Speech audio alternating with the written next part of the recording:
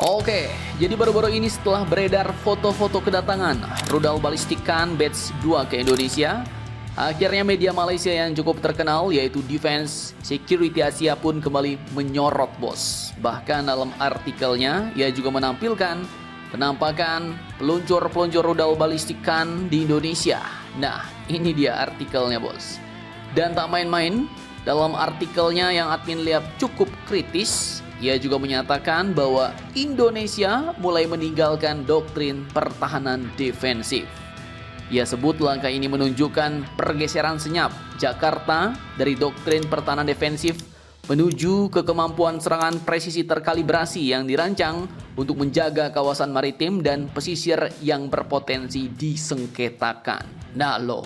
Kemudian ia juga menjelaskan apa itu rudal Khan dan kenapa dianggap sebagai lompatan besar. Nah, penasaran beritanya?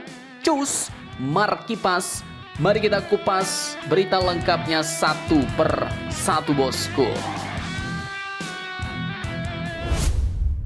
Oke, jadi mengapa media pertahanan geopolitik asal Malaysia, Defense Security Asia ini mengatakan bahwa Jakarta secara senyap beralih dari postur pertahanan tradisional menuju kemampuan serangan presisi terkalibrasi yang dirancang untuk menimbulkan biaya operasional signifikan di berbagai teater maritim dan pesisir yang disengketakan bos. Nah, ini kalau admin baca sepertinya ia ingin menyampaikan satu pesan besar bahwa Indonesia kini sedang mengupgrade cara berpikir militernya bos. Jadi cara berpikir bukan sekedar menambah senjata tapi mengubah filosofi defense.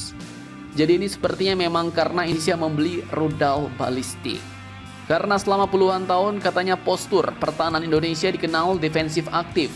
Dimana kalau dulu fokusnya jelas ya kan, yaitu menjaga wilayah, patroli, mencegah pelanggaran dan kalau perlu baru balas. Tapi model ini punya kelemahan klasik bos, yaitu menunggu lawan bergerak dulu. Ibarat satpam komplek, harus nunggu malingnya masuk pagar dulu, baru peluit boleh berbunyi ya kan. Nah, dengan munculnya rudal balistik taktis Khan, media Malaysia ini pun menilai Indonesia mulai bergerak ke arah calibrated precision strike bos, yaitu kemampuan serangan presisi yang terukur. Jadi bukan sembrono, bukan agresif, tapi cukup untuk membuat lawan mikir ulang sebelum berbuat macam-macam.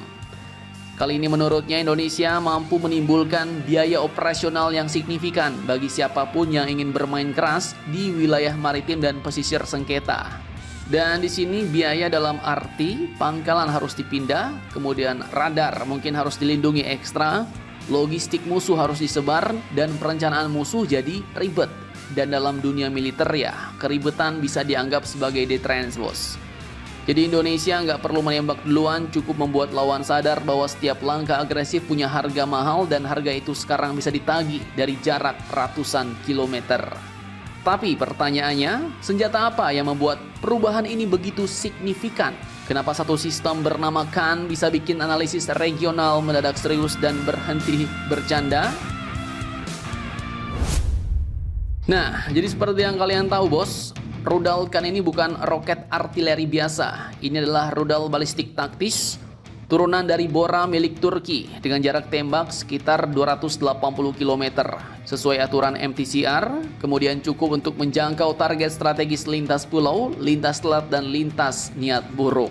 Dan yang bikin Khan dianggap lompatan besar adalah kombinasinya bos, yaitu akurasi di bawah 10 meter, hulu ledak hampir setengah ton, mobilitas tinggi dengan launcher 8x8 sehingga bisa siap untuk tembak, geser, lalu hilang. Artinya Indonesia kini bisa melumpuhkan radar, menghajar pangkalan udara, memukul pusat komando tanpa harus mengirim pesawat ke wilayah udara lawan. Inilah alasan artikel menyebutkan bisa mengubah deterrence Asia Tenggara bos. Selama ini kekuatan rudal darat presisi tinggi jarang dimiliki di kawasan ini, apalagi oleh negara kepulauan, tapi sekarang satu pemain besar masuk ke arena dan itulah Indonesia. Lalu pertanyaannya, mengapa Indonesia beli dari Turki? Nah, menurutnya jawabannya ya sederhana tapi strategis bos, yaitu ITAR free. Jadi tidak ada izin Washington dulu nih, bebas modifikasi doktrin, tidak dibatasi kapan, di mana dan bagaimana dipakai, kemudian cocok dengan politik luar negeri Indonesia yang non-blok. Dan ini poin pentingnya, Indonesia tidak cuma beli rudal dengan Turki, tapi beli ilmunya juga. Di mana artikel ini pun menegaskan adanya transfer teknologi, pelatihan produksi, peningkatan kapasitas engineer, sampai dengan akses tertentu ke desain dan sistem. Jadi rudal Khan ini bukan akhir cerita, tapi awal dari ekosistem rudal nasional. Ini seperti beli kapal induk, tapi sekalian belajar bikin galangan kapalnya, bos. Namun menurutnya, punya rudal presisi seperti ini bukan berarti segalanya beres, bos. Justru tantangan sesungguhnya mulai dihadapi. Nah, apa sajakah itu tantangannya menurut media Malaysia ini?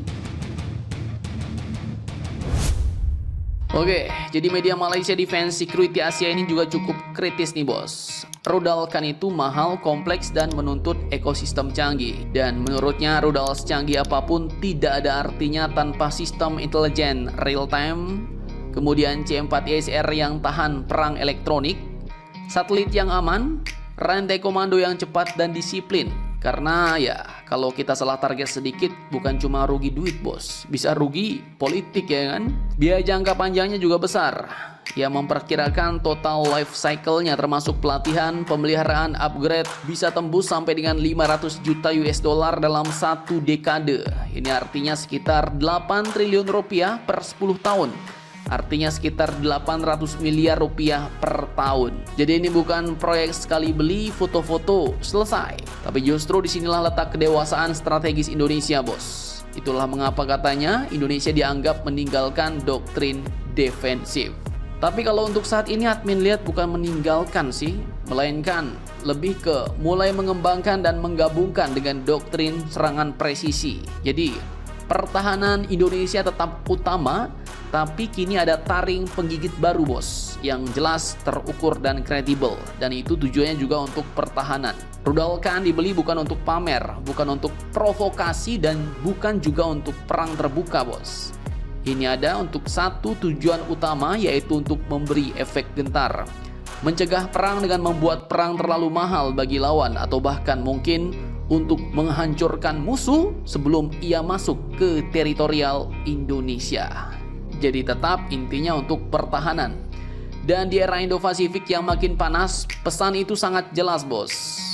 Indonesia tetap santun, tapi sekarang ya juga siap menghitung jarak, koordinat, dan waktu terbang.